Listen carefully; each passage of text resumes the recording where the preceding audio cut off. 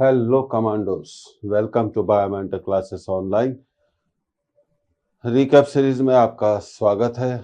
और आज recap series में हम करने जा रहे हैं इलेक्ट्रोस्टैटिक्स लेक्चर नंबर 7। अब तक हम इलेक्ट्रोस्टैटिक्स के 6 लेक्चर्स पूरे कर चुके हैं। उम्मीद है आपको पसंद आए होंगे और ये भी उम्मीद है कि आपका रिवीजन अब पहले से ज़्यादा अच्छा चल रहा होगा और आपकी पढ़ाई अच्छी चल रही होगी, शुभकामनाओं सहित। तो चलिए शुरू करते हैं आज का लेक्चर 7। तो ये रहा हमारा पहला क्वेश्चन। हमने यहाँ पे कोशिश करी है इस रिकैप सीरीज में कि नई वैरायटीज के क्वेश्चंस की प्रैक्टिस आपको कराई जाए और कंसेप्ट्स को और ज्यादा मजबूती दी जाए। तो आप इस क्वेश्चन को नोट कर लें पहले।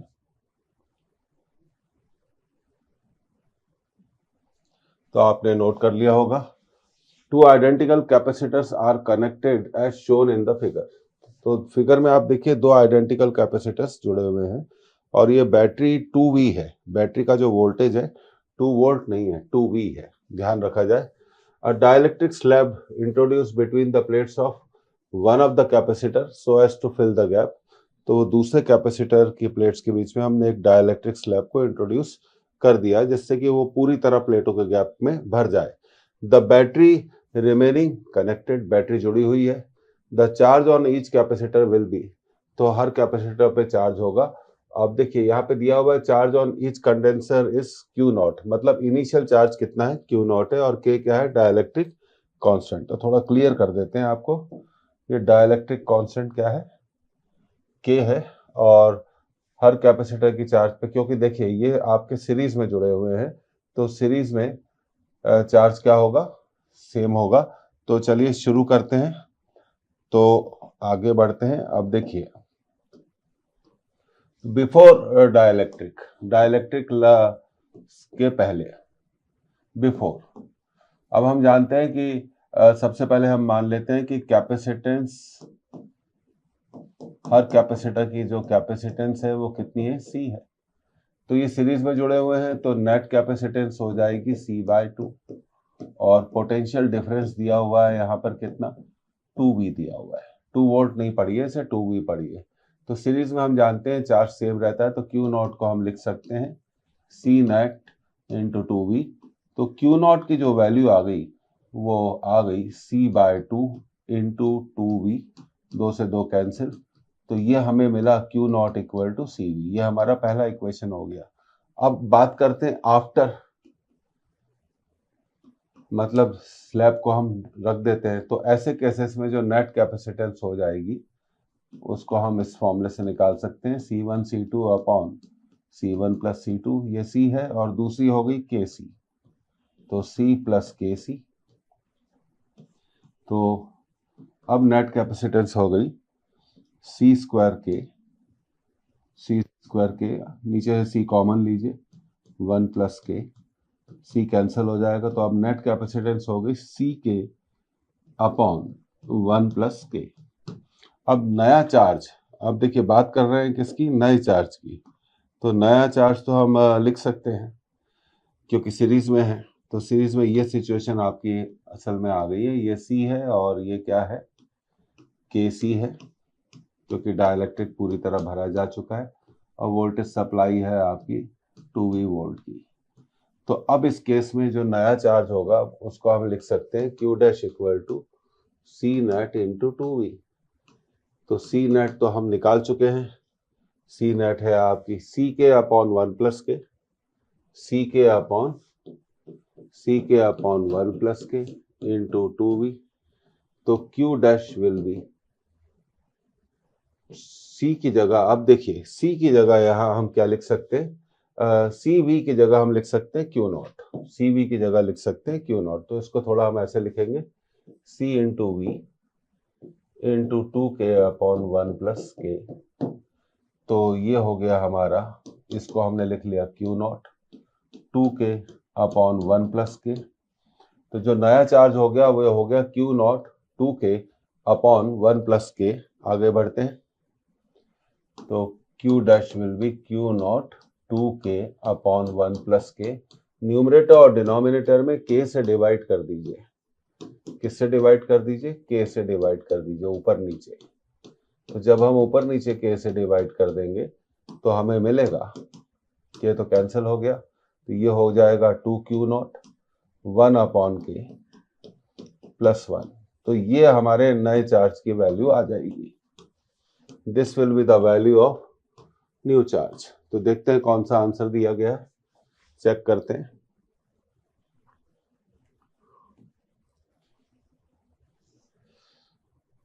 The first option is the right option. तो कंसेप्ट बहुत क्लियर है कि पहले चार्ज क्या था, Q0 था जो CV आया, और बाद में क्या होगा, डाइलेक्ट्रिक रखने के बाद कैपेसिटेंस इसकी कितनी हो जाएगी, अगर इसकी कैपेसिटेंस C है तो इसकी कितनी हो जाएगी, KC हो जाएगी। नेट कैपेसिटेंस निकाली और उसके बाद Q डैश इक्वल टू नया चार्ज निकाल लिया। तो बहुत कंसेप्चुअल क्वेश्चन था, उम्मीद है आपको समझ में आ गया होगा। अब अगले क्वेश्चन की तरफ, ये रहा हमारा अगला question. This is the most expected and important question, तो इसको आप नोट कर लीजिए।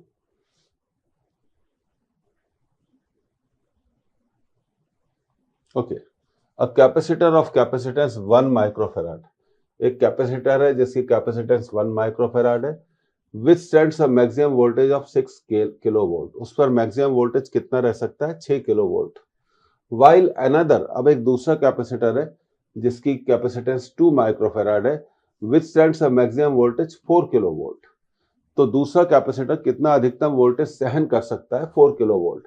If they are connected in series the combination can withstand a maximum voltage of, अगर इन्हें सीरीज में जोड़ दिया जाए तो इनका कॉम्बिनेशन पर कितना मैक्सिमम वोल्टेज आ सकता है। तो सबसे पहले हम इसको स्टार्ट करते हैं। पहले हमारा कैपेसिटेंस दिया हुआ है 1 माइक्रोफेराड, जिसको हम लिख सकते हैं 1 × 10⁻⁻6 फेराड, और वो कितना मैक्सिमम वोल्टेज बर्दाश्त कर सकता है, सहन कर सकता है, 6 किलोवोल्ट। तो 6 किलोवोल्ट, तो हम इसको लिख सकते हैं 6000 वोल्ट, मतलब 6 × 10⁻³ वोल्ट। तो हम ये निकाल लेते हैं कि पहले कैपेसिटर पे मैक्सिमम चार्ज कितना रह सकता है। Q = CV यूज करिए, 1 × 10⁻⁻6, 6 × 10⁻³ तो कितना चार्ज रह सकता है ये हमें मालूम चल गया, 6 × 10⁻³ कूलम। तो पहला कैपेसिटर पे मैक्सिमम चार्ज कितना रह सकता है, 6 × 10⁻³ कूलम। उसी तरह ये हो गया हमारा पहले कैपेसिटर के लिए। तो सबसे पहले हम निकाल लेते हैं चार्ज, कितना चार्ज रख सकता है वो। पहला कैपेसिटर मैक्सिमम कितना चार्ज रख सकता है, 6 × 10⁻³ कूलम। उसी तरह सेकंड कैपेसिटर कितना चार्ज रख सकता है ये पता लगा लिया जाए। तो फिर हम यूज करेंगे Q = CV। तो इसकी कैपेसिटेंस है 2 माइक्रोफेराड और मैक्सिमम वोल्टेज रह सकता है 4000 वोल्ट। तो 2 माइक्रोफेराड को लिखा 2 × 10⁻6 फेराड, और इसको 4000 को लिखा 4 × 10⁻³ वोल्ट। तो दूसरा कैपेसिटर 8 × 10⁻³ कूलम चार्ज ले सकता है, इससे ज्यादा चार्ज नहीं आ सकता। तो अब ये क्लियर हो गया कि पहले पर कितना चार्ज हो सकता है। पहला कितना मैक्सिमम चार्ज रख सकता है, 6 × 10⁻³ कूलम। दूसरा कितना मैक्सिमम चार्ज रख सकता है, 8 × 10⁻³ कूलम। अब क्वेश्चन में कहा गया कि इन्हें हम सीरीज में जोड़ते हैं, तो चलिए जोड़ देते हैं। सीरीज में जोड़ दिया, 1 माइक्रोफेराड और 2 माइक्रोफेराड, और मान लीजिए कितने मैक्सिमम वोल्टेज पे काम कर सकता है वो भी हमने मान लिया अभी। अब देखिए, हमें मालूम है कि पहला कैपेसिटर कितना मैक्सिमम चार्ज रख सकता है, 6 × 10⁻³ कूलम, और दूसरा कैपेसिटर कितना चार्ज रख सकता है, 8 × 10⁻³ कूलम। अब इन्हें सीरीज में जोड़ा जाए तो हम ये तो नहीं कह सकते कि दोनों पर चार्ज 8 × 10⁻³ कूलम है। तो पहला कितना चार्ज रख सकता है, 6 × 10⁻³ कूलम, और आप जानते हैं सीरीज में चार्ज क्या रहेगा, सेम रहेगा। तो ये रख सकता है चार्ज 6 × 10⁻³ कूलम। तो इसको भी इतना ही चार्ज रखना पड़ेगा, क्योंकि हम जानते हैं सीरीज में चार्ज क्या होता है, सेम होता है। अब हम सिंपल Q = CV यूज कर लें, Q मालूम चल गया। अब 8 क्यों नहीं, क्योंकि अगर हम बोलते हैं कि चार्ज सीरीज में 8 इंटू 10⁻³ कूलम है, पर इसकी मैक्सिमम चार्ज कैपेसिटी तो कितनी है, 6 है, 6 से ज्यादा हो ही नहीं सकती, तो इसलिए हम ऐसा कर रहे हैं।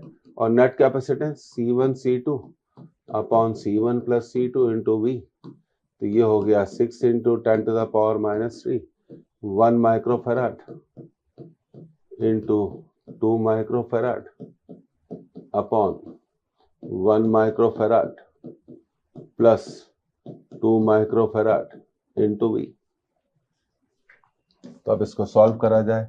6 इंटू 10⁻³, 2 इंटू 10⁻², नीचे से 10⁻, इसको लिख सकते हैं 3 इंटू 10⁻6 इंटू V। अब 6 इंटू 10⁻³ ये हो गया 2/3 इंटू 10⁻। अब देखिए हम क्या कर रहे हैं, चलिए इसको ऊपर ले जाते हैं, इंटू V। अब यहां से हम V निकाल लेंगे, तो इस इक्वेशन को हम अगली स्लाइड पर ले जा रहे हैं। 6 इंटू 10⁻³ 2/3 इंटू 10⁻6 इंटू V।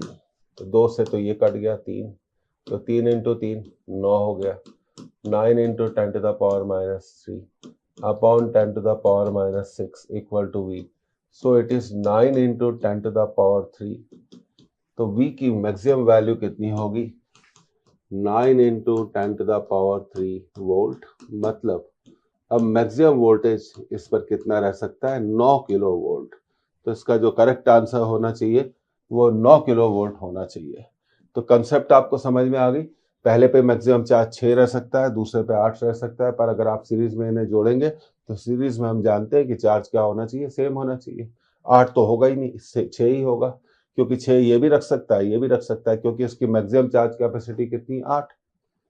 तो ये 6 क्यों नहीं रख सकता। तो बस इसी अप्रोच पे हमने ये क्वेश्चन सॉल्व कर लिया। तो इसका आंसर है 9 किलो वोल्ट। बहुत अच्छा क्वेश्चन है, बहुत इंपॉर्टेंट है, एक बार आप इसको और देख लीजिए।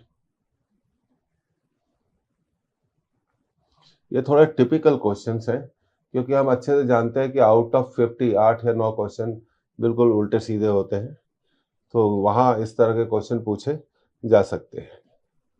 अब देखिए ये रहा आपका अगला क्वेश्चन, ये सिंपल है, एक्सपेक्टेड है, आप इसे नोट करिए। ओके आपको नेट कैपेसिटेंस निकालनी है बिटवीन P एंड Q, ये क्वेश्चन है। तो देखिए एक्चुअली में ये 3 कैपेसिटर हो गए, ये K1 वाला एक कैपेसिटर हो गया, और एक K2 वाला हो गया, और एक K3 वाला हो गया। तो सबसे पहले डायग्राम की रीस्टडी करते हैं। तो देखिए सबसे पहले हम इस डायग्राम को दोबारा बनाते हैं, कुछ ऐसे बनाएंगे। This is P and this is Q।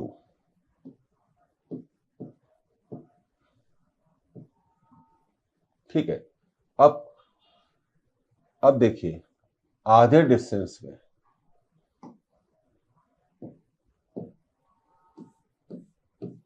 K1 नहीं भरा है, ये हम कहेंगे K2।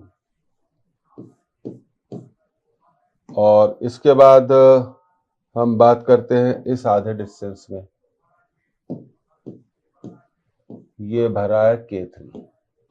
ये डिस्टेंस हो गया देखिए d/2 और एरिया हो गया ऊपर a/2। अब नीचे आते हैं, नीचे अगर हम ध्यान दें तो ये भरा हुआ है आपका K1, और ये पूरे डिस्टेंस पर यहां क्या हो रहा है, एरिया भी डिवाइड हो रहा है और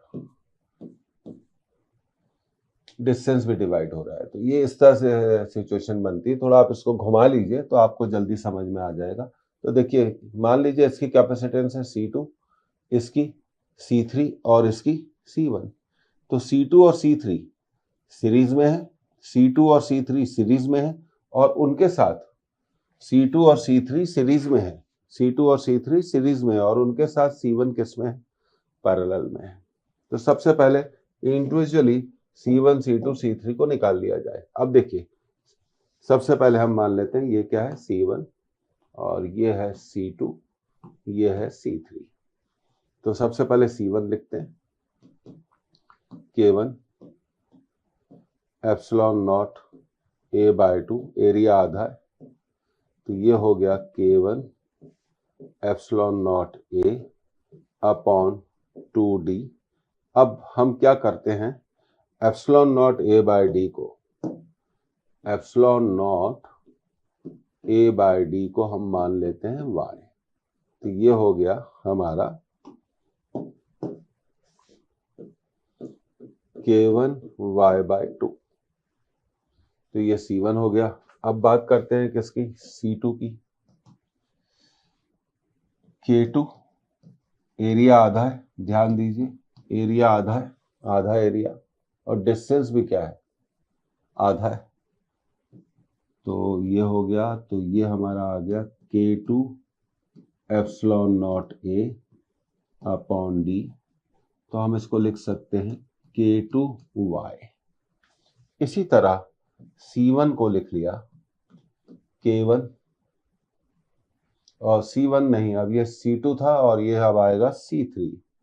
अब C3 को लिख लिया हमने, ध्यान दीजिए, right C3, K3 epsilon not A/2 upon D/2, ये 2 से 2 तो कट गया, तो इसको हम लिख सकते हैं K3y। तो अब आप देख रहे हैं कि C2 और C3 किसमें है, सीरीज में है, और उनके साथ पैरेलल क्या है, C1 है। तो अब इसका एक स्ट्रक्चर बनाएंगे, ये लिख लिया हमने C2 और ये लिख लिया C3, सीरीज में है, उनके साथ पैरेलल में है C1। तो नेट कैपेसिटेंस C2 और C3 की होगी C2 C3 upon C2 plus C3, और ये हो गया C1। तो ओवरऑल नेट कैपेसिटेंस का जो फॉर्मूला है वो ऐसे आएगा, C2 C3 upon C2 plus C3 plus C1। अब C2 की वैल्यू लिख दी K2y, C3 की वैल्यू लिख दी K3y, K2y प्लस K3y, और इसकी वैल्यू लिख दी K1 y/2। अब ये हो गया K2 K3 y², नीचे से y कॉमन ले लीजिए, K2 प्लस K3, y को बाद में रख देंगे, प्लस K1 y/2, y से y कैंसिल, तो ये बचा K2 K3 y upon K2 plus K3 plus K1 y/2 plus K1 y/2। तो अब नेट कैपेसिटेंस हो गई K2 K3 y upon K2 plus K3 plus K1 y/2, तो y common ले लें, तो ये हो गया K2 K3 upon K2 plus K3 plus K1/2। अब y की वैल्यू रख दें, y की वैल्यू है epsilon naught A/D, K2 K3 upon K2 plus K3 plus K1/2, तो ये इसका राइट आंसर आएगा।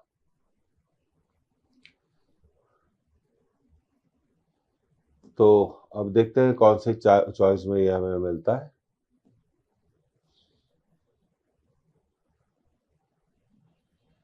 First is the right answer. और देखिए यहाँ ए से कंफ्यूज मत होइए, ए को क्या हम कहेंगे, एरिया, और हमने एरिया को क्या लिया है, ए लिया है। तो first is the right answer. तो इसको प्रैक्टिस करनी है, घबराने की कोई जरूरत नहीं है, आप इसे एक बार और देख सकते हैं।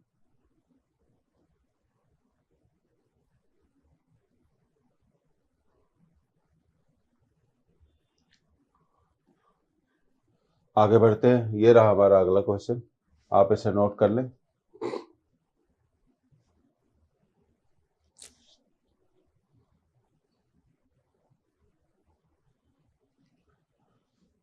The equivalent capacitance between points A and be in the adjoining circuit will be. ये आपका एडजॉइनिंग सर्किट है। अगले स्लाइड पर चलते हैं और इसको सॉल्व करते हैं।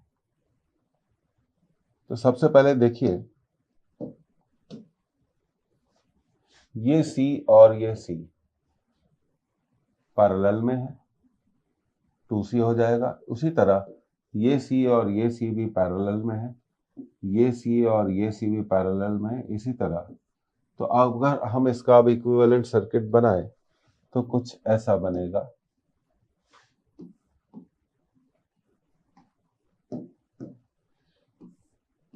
This will be 2C and this will be 2C and this will be 2C and this will be 2C and this will be the C।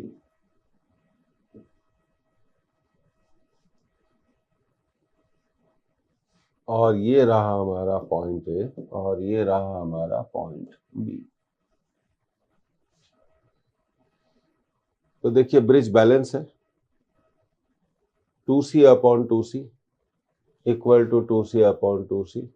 जब ब्रिज बैलेंस होता है तब हम डायगोनल को हटा सकते हैं। तो हमने कुछ नहीं करना, डायगोनल को हटा देना है। तो सिचुएशन हमारी ऐसी ही होगी, 2C and this will be 2C, this will be B and this will be 2C and this will be 2C। अब आप देखिए, ये 2C और 2C they are in series और दोनों इक्वल हैं। तो अब ये इसका इक्विवेलेंट डायग्राम हम बनाने जा रहे हैं। तो देखिए 2C और 2C सीरीज में है, दोनों बराबर हैं। तो ये कुछ इस तरह से बनेगा।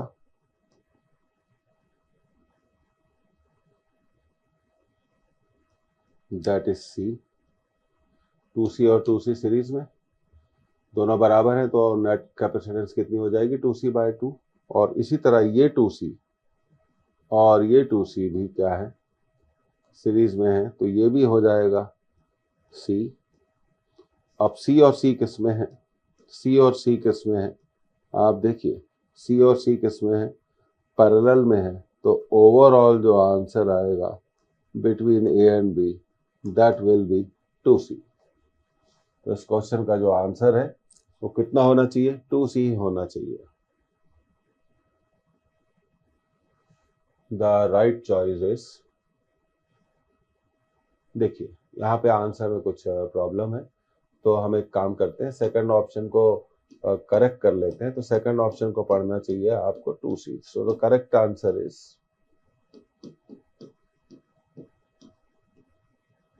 2C। C 2C 3C और ये इसमें भी करेक्शन कर लीजिए 4C। तो इस तरह से आंसर दिए गए हैं। ठीक है, तो 2C इसका आंसर है। इसमें थोड़ा मिसप्रिंट था, घबराने की कोई ज़रूरत नहीं है। तो बस ये ब्रिज बैलेंस था, तो आसान सवाल था, सीधा सवाल था। आगे बढ़ते हैं। अब देखिए अगले सवाल की तरफ हम आ रहे हैं। ये रहा हमारा आपका अगला सवाल, आप इसे नोट कर लीजिए। बड़ा पुराना सवाल है, कई एग्जाम्स में आया है और फिर से पूछा जा सकता है।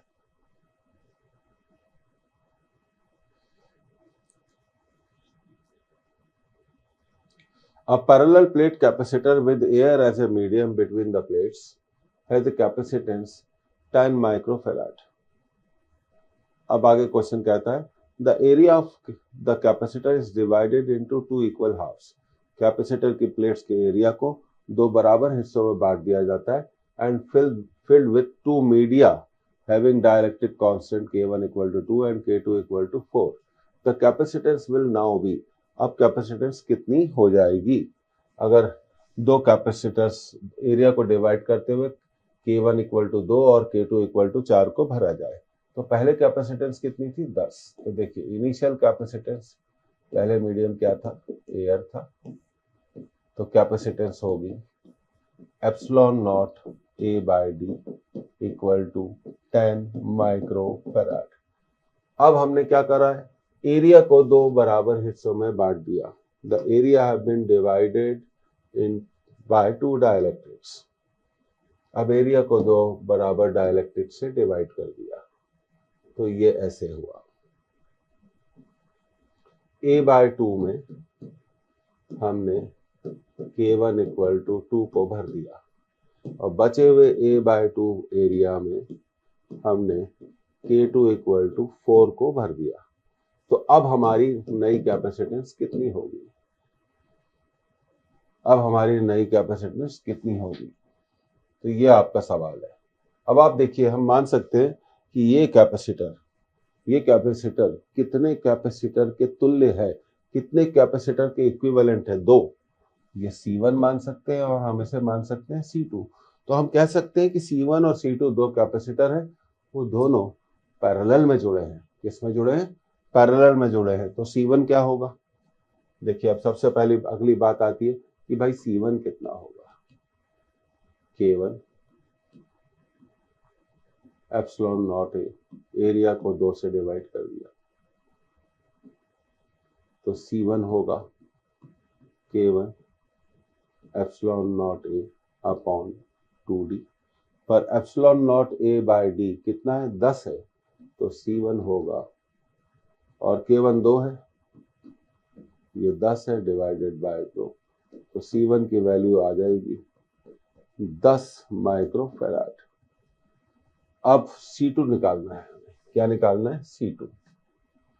तो C2 कितना होगा? देखिए, K2 epsilon naught A, area divided by 2, K2 की वैल्यू है 4 एप्सिलॉन नॉट ए अपॉन 2d, और इसकी वैल्यू 10 है, तो C2 हो गया 4/2 इंटू 10, C2 हो गया 20 माइक्रोफैराड। C2 कितना हो गया? 20 माइक्रोफैराड। तो इसकी कैपेसिटेंस अगर हम निकालें तो मिलती है 10 माइक्रोफैराड, इसकी कैपेसिटेंस हम निकालें तो मिलती है 20 माइक्रोफैराड, और हम मान सकते हैं C1 और C2। ये C1 है 10 माइक्रोफैराड और ये है C2 20 माइक्रोफैराड। हम कह सकते हैं कि ये दोनों पैरेलल में हैं, तो नेट कैपेसिटेंस पैरेलल में होगी C1 प्लस C2 10 प्लस 20। तो अब जो नई कैपेसिटेंस होगी वो होगी 30 माइक्रोफैराड। कितनी होगी? 30 माइक्रोफैराड। तो इस क्वेश्चन का जो आंसर है वो होगा 30 microfarad. The third is the right option. अच्छा सवाल है, और सारे महत्वपूर्ण सवालों को हमने लिया है। We have just collected all the important questions. तो इसका आंसर आ गया 30 माइक्रोफैराड। आगे बढ़ते हैं अगले सवाल की तरफ। ये रहा अगला सवाल, बहुत बढ़िया सवाल है, इसे आप नोट करिए।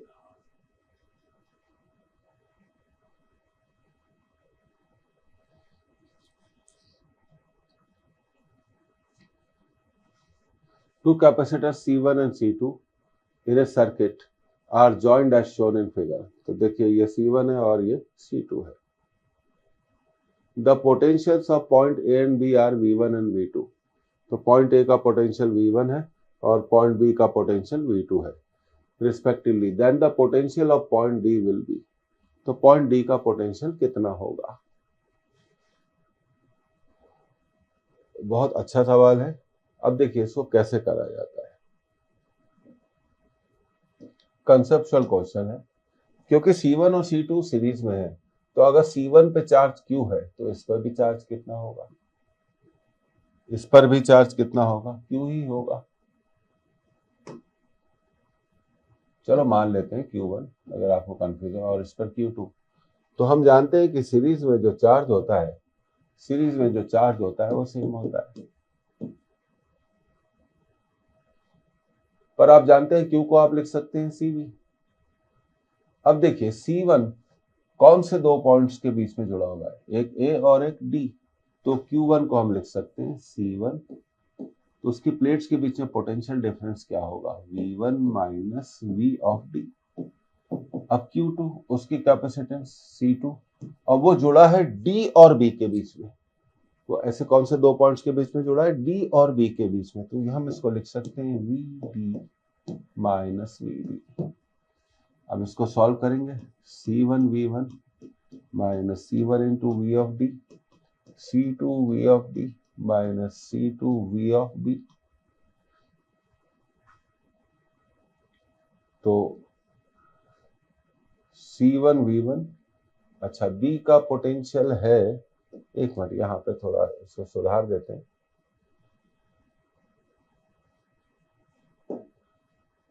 V2, ये हो गया V2।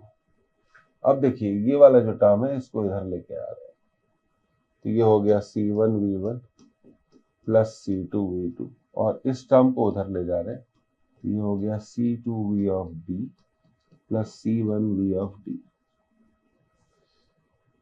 अब अगली स्लाइड में जाके इसको सॉल्व कर लेते हैं, बहुत सरलता से सॉल्व हो गया। हमेशा याद रखिए सीरीज में चार्ज क्या रहता है? सेम रहता है। तो C1 V1 plus C2 V2 equal to C1 V of D plus C2 V of D। तो C1 V1 plus C2 V2 common ले लीजिए, तो C1 V1 plus C2 V2 upon C1 plus C2 equal to V of D। तो ये इसका answer होना चाहिए।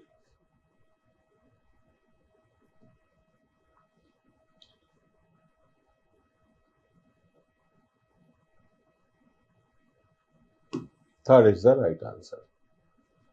तो कितनी इजी अप्रोच से हमने इसको सॉल्व कर लिया।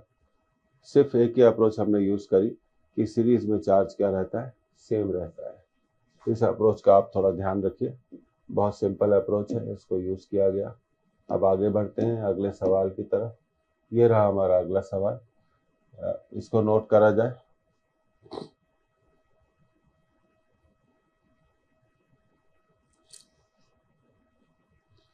इन the figure the equivalent capacitance between A and D. हमें ए और बी के बीच में इक्विवेलेंट कैपेसिटेंस निकालनी है। ठीक है, करते हैं।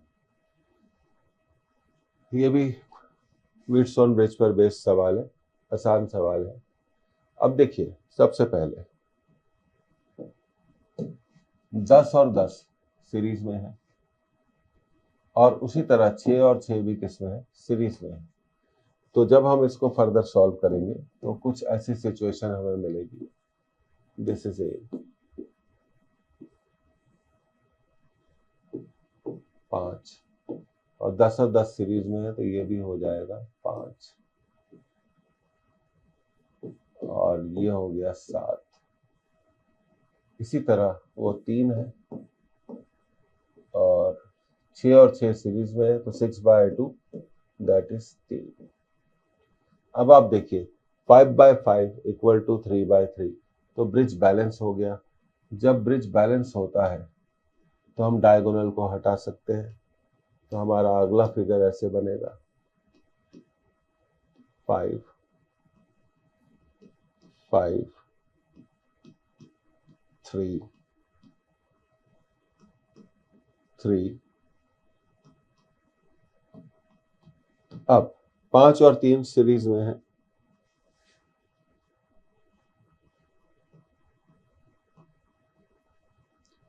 तो सीरीज में नेट कैपेसिटेंस होती है C1 C2 upon C1 plus C2। तो मैं इसको थोड़ा यहाँ सॉल्व कर देता हूँ। 5 इंटू 3 अपॉन 5 प्लस 3, 15/8। कितना आएगा? 15/8। तो ये आ गया हमारा 15/8। इसी तरह नीचे वाला कॉम्बिनेशन भी देगा 15/8। अब 15/8 और 15/8, 15/8 और 15/8 पैरेलल में है, तो नेट कैपेसिटेंस हो जाएगी 15/8 प्लस 15/8। तो ये हो जाएगी हमारी 15 प्लस 15 30/8। तो नेट कैपेसिटेंस हो गई 30/8, तो 2 से काट दीजिए 15/4। अब 15 को आपको 4 से क्या करना है? डिवाइड करना है, हो जाएगा, कोई प्रॉब्लम नहीं है। 50 डिवाइडेड बाय 4, 4 3 जा 12, 30, 4 7 जा 28, 2 20, 3.75। इसका करेक्ट आंसर होना चाहिए 3.75, 3.75। तो first option is the right option. कई क्वेश्चंस आपने देखा है कि नीट के पेपर में बहुत सिंपल पूछे जाते हैं, सीधे सीधे पूछे जाते हैं, तो ऐसा बिल्कुल पूछा जा सकता है, इसलिए और प्रैक्टिस के रिवीजन के तौर पे हमने इसे इंक्लूड किया है। तो आंसर है 3.75। अब आगे बढ़ते हैं। अब अगले सवाल की तरफ आते हैं। ये थोड़ा इलेक्ट्रोस्टैटिक्स का कॉम्बिनेशन क्वेश्चन कहलाता है, इसलिए इंपॉर्टेंट होता है, नोट कर लीजिए।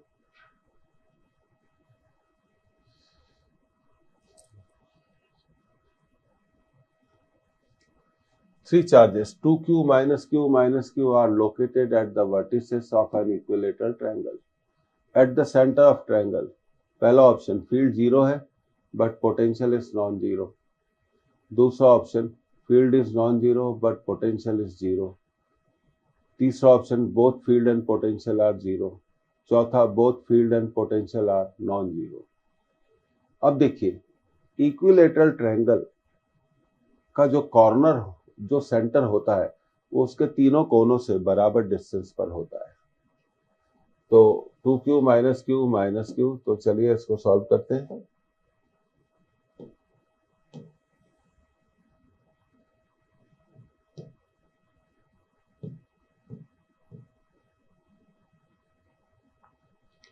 तो थोड़ा हमें इसको और बड़ा बनाना चाहिए, मुझे ऐसा लगता है, तो क्लैरिटी आएगी। यस, ये हमने इसे ड्रॉ कर लिया। अब चार्जेस हम ले रहे हैं 2q माइनस क्यू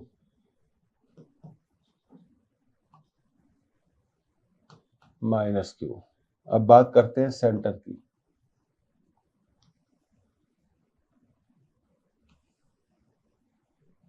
ये सेंटर है और आप जानते हैं अगर ट्रायंगल की साइड ए है तो सेंटर तीनों कॉर्नर से बराबर डिस्टेंस पर होता है।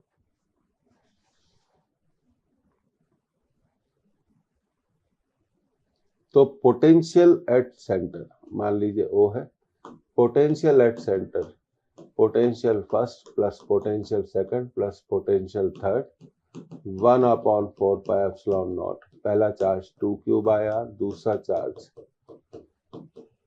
माइनस q बाय आर, तीसरा चार्ज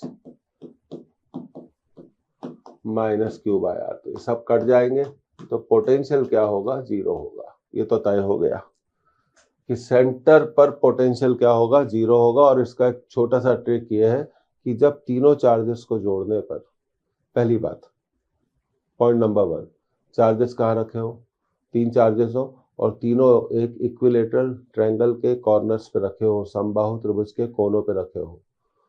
पॉइंट नंबर 2, अगर चार्जेस को जोड़ने पर जीरो आ रहा है तो पोटेंशियल डेफिनेटली क्या होगा, जीरो होगा। तो उसको बगैर सॉल्व करे भी आप कर सकते हो। तीनों चार्जेस को जोड़ दीजिए तो क्या आ रहा है, जीरो। तो पोटेंशियल तो बिल्कुल जीरो होगा। तो ये आंसर तो हो ही नहीं सकता कि पोटेंशियल नॉन जीरो है। दो आंसर तो कट गए। अब पोटेंशियल जीरो है, या तो दूसरा आंसर हो सकता है या तीसरा। फील्ड के बारे में बात करते हैं, इलेक्ट्रिक फील्ड के बारे में बात करते हैं। तो यहां पर 3 इलेक्ट्रिक फील्ड होगी। पहले चार्ज की जो इलेक्ट्रिक फील्ड होगी उसके बारे में बात कर लेते हैं, दैट इज E1। दूसरे चार्ज की electric field that is E2। और तीसरे चार्ज की electric field that is E3।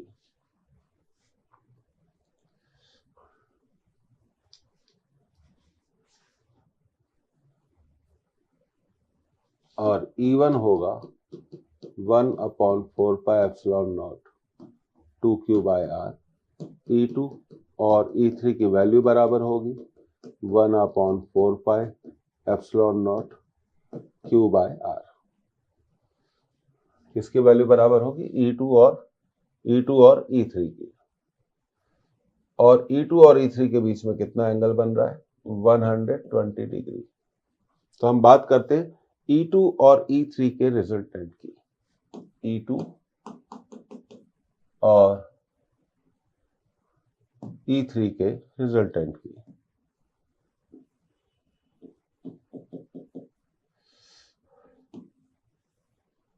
ये कुछ ऐसा होगा। तो E2 और E3 का रिजल्टेंट होगा 2 टाइम्स ऑफ E2 और एंगल होगा 120 degree, cos 120 divided by 2, cos 60 cancel, E2 1/4 epsilon not q/r। और ये है हमारा E1। तो ये जो नेट वैल्यू आपने निकाली, ये नेट वैल्यू E1 के इक्वल नहीं है। अगर ये E1 के इक्वल आ जाती तो E0 और E1 एक दूसरे को क्या कर देते? कैंसिल कर देते।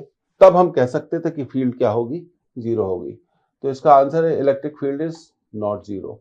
अब देखिए, ये हमेशा याद रखिए, ये एंगल्स हमेशा क्या होंगे? 120 डिग्री, 120 डिग्री।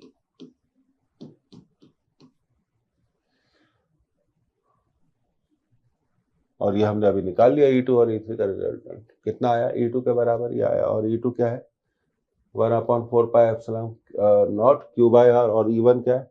2q/r। तो डेफिनेटली इलेक्ट्रिक फील्ड जीरो नहीं है। तो ऑप्शन है सेकंड। तो ऐसे क्वेश्चन बहुत इंपॉर्टेंट होते हैं, हमेशा ध्यान रखिए। और एक बात आप हमेशा ध्यान रखिए कि पोटेंशियल तब जीरो होगा जब उनको चार्जेस को जोड़ने पर जीरो आ जाए। तो ये प्रैक्टिस करनी पड़ेगी। कई लोगों का वेक्टर्स वीक होता है। तो मैंने यहाँ पे E2 और E3 का रिजल्टेंट निकाला। अगर E2 और E3 का रिजल्टेंट E1 के बराबर आ जाता तो डेफिनेटली इलेक्ट्रिक फील्ड भी क्या हो जाती? जीरो हो जाती। आगे बढ़ते हैं अब अगले सवाल की तरफ। ये रहा हमारा अगला सवाल। अच्छा सवाल है, सिंपल सवाल है, इसे नोट किया जाए।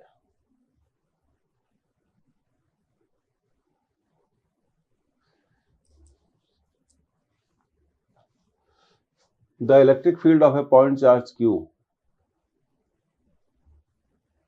a certain charge is carried from point A to B, C, D. अब देखिए, ये एक चार्ज Q है जो सेंटर पे रखा गया है। इसकी इलेक्ट्रिक फील्ड में किसी दूसरे चार्ज को, और सर्टेन चार्ज Q, तो अब सर्टेन चार्ज को मैं मान लेता हूं Q0। ये ज्यादा ठीक हो जाएगा question. Is carried from point A to B, A से B ले गए, A to C, A to D and E. Then the work done is least along the path AB. पहले A से B पर ले गए, फिर A से C पर ले गए, फिर A से D पर ले गए, फिर इसी चार्ज Q0 को पहले A से B, फिर A से C, फिर A से D, फिर A से E पर ले गए। तो पूछा गया है कि वर्क डन, किस केस में वर्क डन के बारे में सवाल है। Is least along the path A B पे सबसे कम वर्क होगा। Is least along the path A D पे सबसे कम होगा। Is zero along the path A B A C and A D कर लीजिए। Is least along A E. तो देखिए, ये सवाल बहुत सिंपल है। तो देखिए, एक चार्ज है, मैं अब आपको क्लैरिटी से बताता हूँ। एक चार्ज है जो ए पे रखा हुआ है। इस मान लीजिए चार्ज कितना है? Q0, और सेंटर पे रखा हुआ है एक चार्ज Q। तो इस चार्ज Q की फील्ड में इस Q0 को पहले हम A से B पर ले जाते हैं, फिर A से C पर ले जाते हैं, फिर A से D पर ले जाते हैं, फिर A से E पर ले जाते हैं। तो किस पाथ पर वर्क डन सबसे कम होगा? अब आप देखिए, जो वर्क डन का कंसेप्ट है, वर्क का जो कंसेप्ट है वो ये है कि चार्ज जिसे मूव किया मल्टीप्लाइड बाय पोटेंशियल डिफरेंस। तो अब देखिए, WAB को हम क्या लिखेंगे? Q0 VB minus VA। उल्टा लिखते हैं, ए से बी ले गए तो हमने लिखना है V B minus V A, और डब्ल्यू ए टू सी को हम लिखेंगे, कंसेप्ट क्लियर कर रहा हूँ, आंसर तो बहुत आसानी से आ जाएगा, V C minus V A. W A to D Q naught उल्टा लिखिए V D minus V A. W A to E उल्टा लिखिए V E minus V A. पर इस चार्ज क्यू की जो पोटेंशियल है, अब हम बात करते हैं चार्ज क्यू के पोटेंशियल की। पॉइंट ए पे हो, चाहे बी पे हो, चाहे सी पे हो, चाहे डी पे हो, चाहे ई पे हो, सभी पॉइंट का पोटेंशियल होगा 1/4πε0 Q upon radius, Q upon radius, क्योंकि चार्ज कहां पर रखा है, सेंटर पे, और ए बी सी डी ई का जो चार्ज से डिस्टेंस होगा, जो चार्ज से डिस्टेंस होगा, इस चार्ज से डिस्टेंस होगा, वो डिस्टेंस किसके बराबर होगा, रेडियस के बराबर होगा। तो ये सारे पॉइंट्स इक्वल पोटेंशियल पर हैं, इसलिए ये सारे वर्क डन क्या आ जाएंगे, 0 0 0 0। तो सभी पाथ पर वर्क डन क्या होगा, 0 होगा। तो इसका जो करेक्ट आंसर है थर्ड है, क्योंकि लैंग्वेज दी गई है in the electric field of A point charge Q. ये फिक्स चार्ज है, ये चार्ज कैसा है, फिक्स है, जो सर्कल के सेंटर पे रखा है। इसकी इलेक्ट्रिक फील्ड में एक दूसरे चार्ज क्यू जीरो को एक पॉइंट से दूसरे पॉइंट पर ले जाया गया। तो फिक्स चार्ज की जो पोटेंशियल है point A B C D E पर, पोटेंशियल क्या होगी, सेम होगी। तो इन सारे पॉइंट्स के बीच में पोटेंशियल डिफरेंस क्या होगा, 0 होगा। तो वर्क डन का आंसर 0 होगा। बहुत अच्छा कंसेप्चुअल सवाल है, ये आपने किया भी होगा। It is the common question in most of the books and materials. अब देखिए ये रहा हमारा अगला सवाल, आप इसे नोट कर लीजिए। ओके, अब आपने क्वेश्चन तो नोट कर लिया होगा। The electric potential at A point is given by the electric field E at that point. तो देखिए सबसे पहले हमें ये सोचना चाहिए कि इलेक्ट्रिक फील्ड का वेक्टर क्या होता है, delta V by delta X into I cap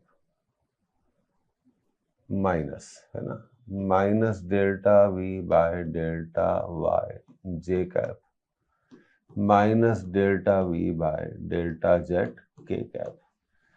तो अब सबसे पहले हमारे को दिया हुआ है v equal to minus X square Y minus X Z cube plus 4। तो भाई delta v by delta X कैसे निकाला जाए। देखिए कुछ नहीं करना है, आपको x को डिफरेंशिएट करना है। जब आप x को डिफरेंशिएट करेंगे तो बची हुई जो भी चीजें हैं y z और नंबर, उन्हें कांस्टेंट मानेंगे। तो देखिए एक्स स्क्वायर वाई में y कांस्टेंट हो गया, आपको सिर्फ डिफरेंशिएट किसको करना है, एक्स स्क्वायर को। तो ये हो गया माइनस 2xy। फिर दूसरे टर्म की तरफ जाते हैं, तो आपको डिफरेंशिएट करना है x को, तो x का डिफरेंशिएशन 1, क्योंकि z क्यूब कांस्टेंट है, 4 तो कांस्टेंट हो गया। तो minus delta v by delta x आ गया आपका 2xy प्लस जेड क्यूब। अब ये पार्ट हमारा पूरा हो गया। अब delta v by delta y, तो अब हम इसको अगली स्लाइड पे लिखेंगे,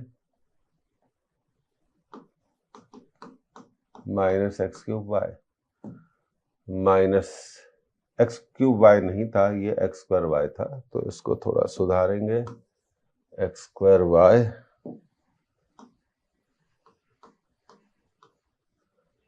ठीक है, और ये था minus X Z cube plus 4, minus X Z cube plus 4। अब delta v by delta y निकालना है, तो सिर्फ y को डिफरेंशिएट करना है। तो यहाँ y का टर्म मिल गया 1, y का डिफरेंशिएशन हो जाएगा 1, x को तो छोड़ देना है, और इसमें y है ही नहीं, तो इसे पूरी कांस्टेंट मानते हुए, और 4 है ही कांस्टेंट, तो delta v by delta y आपका आ गया माइनस एक्स स्क्वायर। तो minus delta v by delta y आ गया एक्स स्क्वायर। तो अब दो टर्म हमारे आ गए। अब delta v by delta Z उसको भी निकाल लेते हैं। तो v equal to minus X square Y minus X Z cube plus 4, तो delta V by delta Z, X और वाई कांस्टेंट है तो इसका डिफरेंशिएशन 0, सिर्फ जेड का होगा, एक्स बचा है, जेड क्यूब का होगा 3z स्क्वायर, जेड क्यूब का होगा 3z स्क्वायर, तो ये हो गया आपका 3z स्क्वायर और 4 का हो गया 0, तो delta V by delta Z आ गया -3xz स्क्वायर। तो minus delta V by delta Z आ गया 3xz स्क्वायर। तो देखिए अब बहुत आसान हो गया है। अब हम इसको आसानी से क्या कर सकते हैं, कैलकुलेट कर सकते हैं। इलेक्ट्रिक फील्ड का वेक्टर हम लिखेंगे E equal to minus delta V by delta X, जो कि हम निकाल चुके हैं, 2xy plus Z cube, 2xy plus Z cube into I cap, ये हम निकाल चुके हैं, एक्स स्क्वायर जे कैप, ये भी हम निकाल चुके हैं, 3xz स्क्वायर के कैप। तो ये आपका आंसर इलेक्ट्रिक फील्ड के वेक्टर का आ गया। इसे प्रीवियस पेपर से लिया गया है इस क्वेश्चन को, जो कि एक मेडिकल एंट्रेंस के एग्जामिनेशन में आया था। तो अब देखते हैं कौन सा आंसर हमारे पास है। देखिए जे एक्स स्क्वायर बिल्कुल मैच हो रहा है, 3xz स्क्वायर के, 3xz स्क्वायर के, the first answer is the right answer. ऐसे क्वेश्चन इंपॉर्टेंट होते हैं, इनका हमें ध्यान रखना चाहिए। आगे बढ़ते हैं अब अगले सवाल की तरफ। तो ये रहा हमारा अगला सवाल, इसको आप नोट कर लें, अच्छा सवाल है, वर्क डन पर बेस्ड क्वेश्चन है, ये भी इंपॉर्टेंट है।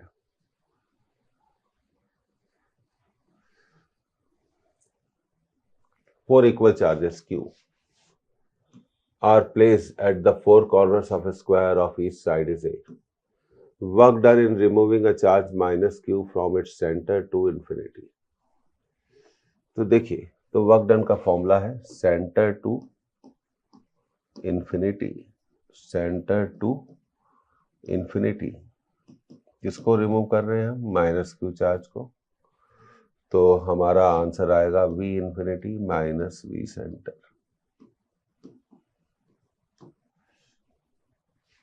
इंफिनिटी पे पोटेंशियल 0 माना जाता है, माइनस माइनस प्लस, तो आपका आंसर है Q into potential at centre, Q into potential at centre. तो हमें सेंटर का पोटेंशियल निकालना है, तो चलिए करते हैं, सेंटर का पोटेंशियल निकाल लेते हैं। अब हमारे पास कितने चार्जेस हैं? 4 चार्जेस हैं, और ये 4 चार्जेस हैं, सबकी वैल्यू क्या है? Q।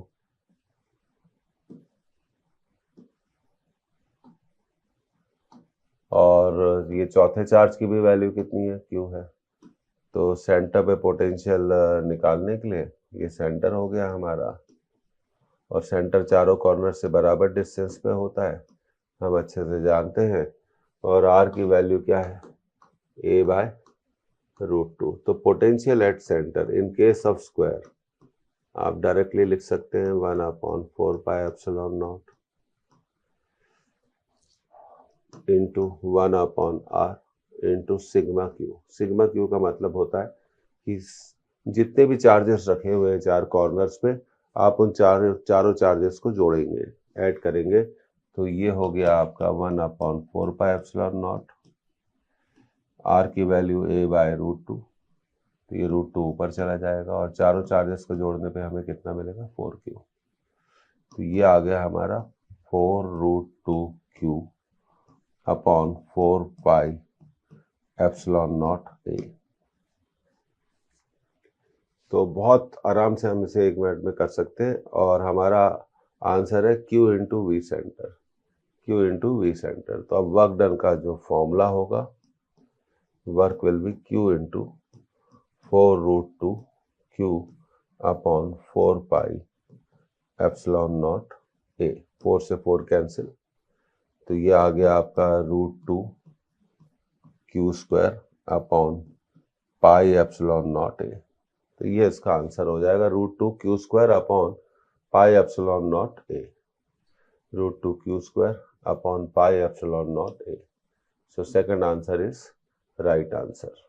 तो ये हमेशा आप याद रखिए। सेंटर टू इन्फिनिटी तो उल्टा माइनस करते हैं, V infinity minus V centre, और इन्फिनिटी पर पोटेंशियल क्या माना जाता है, जीरो माना जाता है।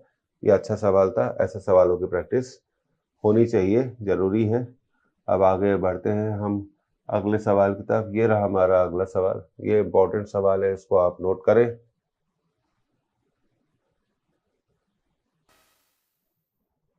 ओके, अब देखिए इस क्वेश्चन में दो करेक्शन है। सबसे पहला करेक्शन है, नोट कर लीजिए, ये अनफॉर्चुनेटली करेक्शन आ गया लेकिन ठीक कराना है। ये 100 माइक्रोकूलम है और इसको नोट कर लीजिए आप 5 माइक्रोकूलम। और तीसरा करेक्शन एक और है, I am sorry for that, ये एंगल ABC है। तो ये कैसे रीड करना चाहिए, एंगल ABC। अब क्वेश्चन को पढ़ते हैं। 2 point charges 100 microcoulomb and 5 microcoulomb are placed at point A and B respectively with AB equal to 40 centimeter. The work done by the external force in displacing the charge, देखिए इसको सुधार लीजिए, 5 microcoulomb from B to C where BC is 30 and angle ABC is pi by 2 and 1 upon 4 pi epsilon 0 is 9 into 10 to the power 9 Newton meter square per coulomb square। तो देखिए work done पूछा है, तो work done में सबसे important देखिए electrostatics में work done का फॉर्मूला होता है चार्ज इनटू पोटेंशियल डिफरेंस। तो जब मैं बोलता हूँ चार्ज तो उसका मतलब है वो चार्ज जिसे हम मूव कर रहे हैं। तो यहाँ दो चार्जेस दिए गए हैं, आपको एक 100 माइक्रोकूलम दिया गया है और एक 5 माइक्रोकूलम दिया गया है, और आपको वर्क डन किसके लिए पूछा गया है, 5 माइक्रोकूलम के लिए पूछा गया है। तो 100 माइक्रोकूलम का जो चार्ज है वो फिक्स चार्ज माना जाएगा, स्थिर, ना मूव करने वाला। और जो इलेक्ट्रिक पोटेंशियल होता है वो फिक्स चार्ज के कारण ही होता है। तो चलिए थोड़ा इसको समझते हैं कि कैसे करा जाएगा। तो सबसे पहले एक ट्रायंगल बना लेते हैं। तो ये हमने एक ट्रायंगल बना लिया और ये है हमारा पॉइंट ए, ये बी और ये सी, और ये एंगल कितना हो गया 90 डिग्री, और ए पे रखा हुआ है 100 माइक्रोकूलम और हम मूव किसको कर रहे हैं 5 माइक्रोकूलम। तो 5 माइक्रोकूलम को हम कहाँ से कहाँ पर ले जा रहे हैं, बी से सी पर। तो 5 माइक्रोकूलम को हम शिफ्ट कर रहे हैं बी टू सी। तो सबसे पहले वर्क डन का formula, B to C, 5 microcoulomb को ले जा रहे हैं 5 into 10 to the power minus 6। B से सी ले जा रहे हैं तो हमें लिखना पड़ेगा V C minus V B. V C का मतलब हो गया पोटेंशियल ऑफ सी और वी बी का मतलब हो गया पोटेंशियल ऑफ बी। तो हमें सी का पोटेंशियल निकालना है और बी का पोटेंशियल निकालना है और यहाँ रखना है। अब सी का पोटेंशियल हम निकालेंगे किस चार्ज के कारण, सबसे इंपॉर्टेंट बात यह है 100 माइक्रोकूलम के कारण। किसके कारण, 100 माइक्रो। अब देखिए यहाँ पर जो डिस्टेंस दिया गया है ए बी 40 सेंटीमीटर दिया हुआ है, ये 40 सेंटीमीटर हो गया, और बी सी दिया हुआ है हमें 30 सेंटीमीटर। ठीक है, तो पाइथागोरस से हम ये डिस्टेंस निकाल लेंगे। जो ये डिस्टेंस आएगा ये आएगा 50 सेंटीमीटर के आसपास आएगा। कितना आएगा, 50 सेंटीमीटर। तो हम ए के कारण सी पर पोटेंशियल निकाल रहे हैं, इसके कारण हो ही नहीं सकता क्योंकि ये तो मूविंग चार्ज है, ये फिक्स चार्ज है। 1/4 pi epsilon not, charge 100 microcoulomb, 10 to the power minus 6, distance 50 into 10 to the power minus 2। अब आप इसको लिखिए तो ये हो जाएगा हमारा 9 into 10 to the power 9,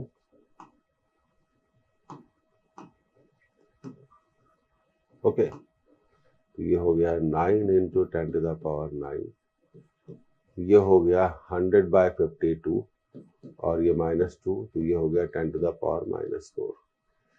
तो ये हो गया हमारा 9 into 2, 18 into 10 to the power 5 volt. इसी तरह अब हम बी का पोटेंशियल कैलकुलेट करेंगे।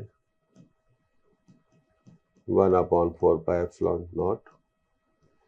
100 माइक्रोकूलम के कारण पोटेंशियल 100 × 10⁻⁻6। 100 की बी से डिस्टेंस कितनी है? 40 सेंटीमीटर। तो यहाँ हम वैल्यू रख देंगे 9 × 10⁻9 और 1 0 से 0, तो 10/4 2.5 और ये हो गया 10⁻⁻6 और ये -2 ऊपर जाएगा तो ये हो जाएगा -4। तो 9 × 2.5 तो ये हो जाएगा 22.5 × 10⁻5 वोल्ट। तो आप इसको ऐसा भी लिख सकते हैं 45 / 2 × 10⁻5 वोल्ट। बस अब इन वैल्यूज को इस इक्वेशन में हमें रखना पड़ेगा। तो WBC 5 × 10⁻6 और C का पोटेंशियल अब हम देख लेते हैं कितना है। C का पोटेंशियल हमने निकाला था 18 × 10⁻5, 18 × 10⁻5 और इसका निकाला था 45/2 × 10⁻5। तो सबसे पहले 10⁻5 को बाहर ले जाओ, ये 10⁻5 बाहर आ गया, ये आ गया 18 - 22.5, तो ये हो गया 5 × 10⁻⁻1 -4.5। तो माइनस मल्टीप्लाई कर दीजिए और 40 × 5 225 हो जाएगा, 225 हो जाएगा। तो 4.5 × 5 225 22.5 × 10⁻⁻1 तो ये हो जाएगा -2.25 जूल्स। तब आप इसको क्या करिए, थोड़ा ऐसे सॉल्व कर लीजिए, 25 से काट दीजिए और ये 9 बार कटेगा, तो हमारा आंसर आ जाएगा 9/4 जूल्स। -9/4 -9/4 जूल्स। तो बढ़िया सवाल है, अच्छा सवाल है। -9/4 जूल्स इम्पॉर्टेंट भी है। तो वर्क का जो कंसेप्ट है, यहाँ दो करेक्शन जो कर लीजिए, 100 माइक्रोकूलम एंड 5 माइक्रोकूलम, और ये है एंगल ABC। दूसरी बात, कंफ्यूजन की कोई बात नहीं है, इसको हम मूव नहीं कर रहे हैं। तो ये जो 5 माइक्रोकूलम है वो 100 माइक्रोकूलम की फील्ड में मूव हो रहा है, तो इसलिए हम जो पोटेंशियल लेंगे वो 100 माइक्रोकूलम के कारण लेंगे। इस बात का हमेशा हमें ध्यान रखना चाहिए और थोड़ा कैलकुलेशन में सावधानी से कैलकुलेशन करना है, नहीं तो गलती हो जाएगी। तो वर्क डन की कंसेप्ट आपको समझ में आ गई होगी कि कैसे हम वर्क डन निकालते हैं। W जैसे X से Y, तो वो चार्ज जिसे हम ले जा रहे हैं विद साइन, इनटू X से Y ले जा रहे हैं, तो ये होगा VY - VX। तो इस बात को हमेशा ध्यान रखिए कि इन इलेक्ट्रोस्टैटिक्स वर्क पाथ पर डिपेंड नहीं करता है, वो डिपेंड करता है इनिशियल पॉइंट और फाइनल पॉइंट के बीच के पोटेंशियल डिफरेंस पर। तो इस लेक्चर को यहीं पर एंड कर रहे हैं। उम्मीद है आपको इस लेक्चर से अपने रिवीजन में बहुत मदद मिली होगी। ये भी उम्मीद है कि आपने इस लेक्चर में कुछ नई बातें सीखी होंगी जो एग्ज़ाम के पॉइंट ऑफ व्यू से बहुत इम्पॉर्टेंट है, तो उसको नोट करिए ना। और एक और बात, फास्ट फॉरवर्ड करके कभी भी लेसन मत देखिए, क्योंकि ये रिवीजन का सवाल है, बहुत महत्वपूर्ण सवाल है, हम इसे जल्दबाजी में नहीं कर सकते, एक एक चीज़ को जमा कर हमें करना पड़ेगा। Thank you for all your support. Comment जरूर भेजिए। फिर मिलेंगे रिकैप सीरीज के अगले लेक्चर में। मुलाकातें जारी रहेंगी और रिवीजन भी जारी रहेगा, और इस उम्मीद पर कि आप पास होंगे। All the best. Thank you. See you. Bye bye.